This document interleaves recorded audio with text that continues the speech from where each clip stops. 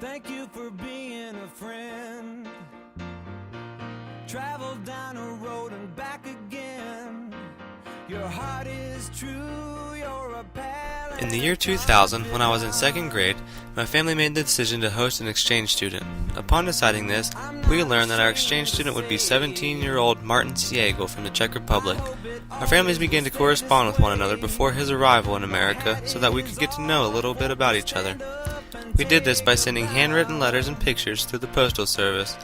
Martin arrived on Monday, August 21, 2000, and completed a full year at Preston High School before returning home in June of 2001. Despite Martin having studied several years of English on paper, his language and communication skills were not very polished, and because his parents did not speak any English, they had to take letters received from us to an interpreter to help read them, and then they would use an interpreter to help write letters to us. We worked through the language barrier with Martin slowly, and at times resorted to our own forms of sign language. We were still unable to personally communicate with his parents while he was here because we did not speak each other's language. This was awkward at times because they would call our house, and if Martin was not here, we would not carry on a conversation with them. However, it was an overall great experience for all of us. We learned so much about each other, our families, our towns, and our countries. Now to speak of keeping in touch once Martin returned to the Czech Republic. We continue with handwritten letters along with developing and mailing pictures. With handwritten letters, it was sometimes hard to read the writing and decipher the meaning of the content.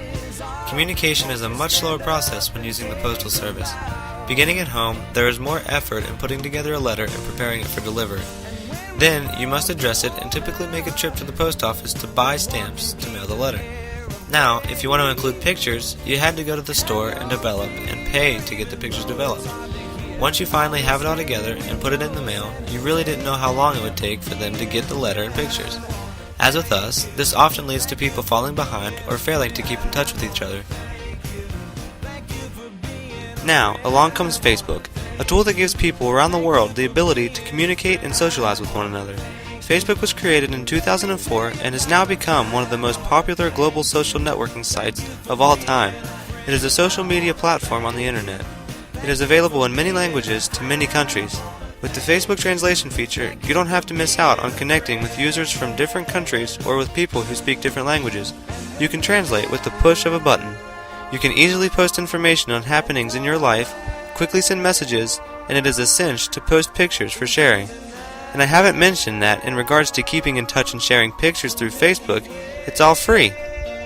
No need to buy stamps or pay to have pictures developed. No delay in getting a message out. It is all done instantaneously. Martin is now 29 years old and happily married. My brother and I are no longer the second and third graders he spent a year with, but we are now both in college. We often tell stories of things that happened when Martin lived here and have many great and funny memories. We enjoy keeping in touch with him, and most of all, we like sharing pictures and seeing how much all of us have changed over the years. Connecting with Martin on Facebook has been absolutely remarkable.